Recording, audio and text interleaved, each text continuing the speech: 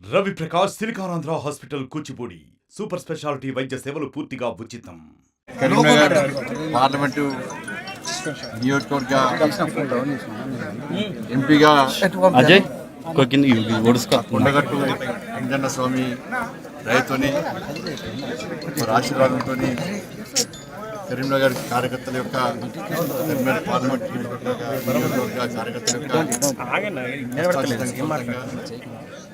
Karimnagar parliament నియోజకవర్గ ఓటర్ల ఆశీస్సులతో మన భారీ మెజార్టీతో నేను గెలవడం వల్ల మా జాతీయ నాయకత్వం, మా ప్రియతమ నేత నరేంద్ర మోడీ గారు, మన అమిత్ షా గారు, మా జాతీయ అధ్యక్షులు నడ్డా గారు నాకు కేంద్ర హోంశాఖ సహాయ మంత్రులుగా నాకు బాధ్యతలు అప్పగించడం జరిగింది.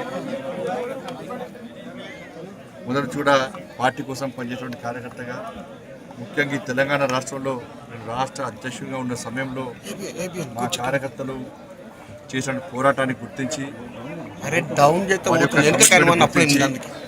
వారు లాఠీ దెబ్బలు తిన్నటువంటి విషయాన్ని గుర్తించి మేము చేసిన ప్రజా సంగ్రామ యాత్రను గుర్తించి వాళ్ళ కేంద్ర నాయకత్వం బాధ్యత అప్పగించడం జరిగింది.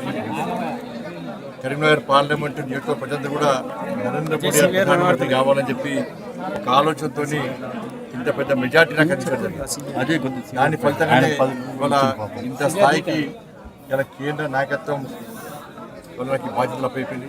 తప్పకుండా వారు ఇచ్చిన బాధ్యతలను దాంతోపాటు కరీంనగర్ పార్లమెంట్ నియోజకవర్గ ప్రజల యొక్క విశ్వాసాన్ని కరీంనగర్ పార్లమెంట్ నియోజకవర్గ అభివృద్ధికి, ఈ దేశ రక్షణ కోసం, ఈ ధర్మ రక్షణ కోసం, ఈ సమాజ రక్షణ కోసం తప్పకుండా పనిచేస్తాను.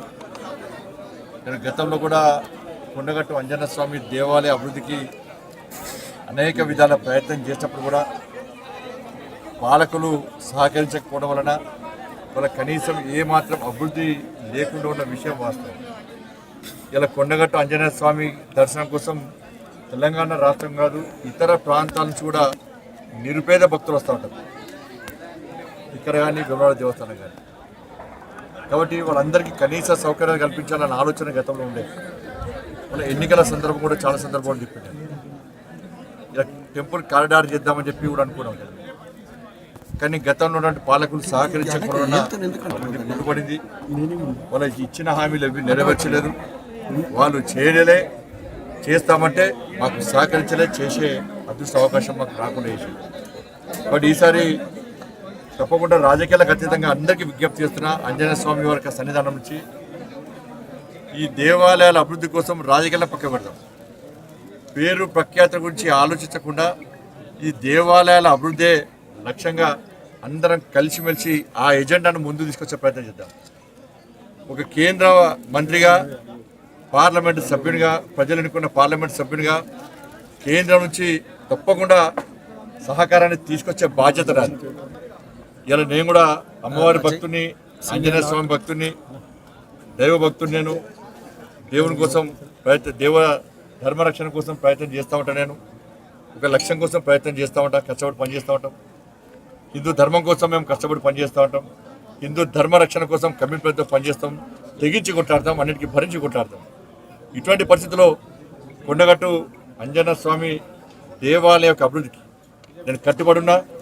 తప్పకుండా రాష్ట్ర ప్రభుత్వ సహకారంతో, ఇక్కడ నాయకుల యొక్క సహకారంతో అందరం కలిసిమెలిసి ఈ ఆంజనేయ స్వామి వారి యొక్క సన్నిధానాన్ని అభివృద్ధి చేయడానికి తప్పకుండా ఒక ప్రణాళికాబద్ధంగా మేము ముందుకు వస్తాం, తప్పకుండా సహకరిస్తాం.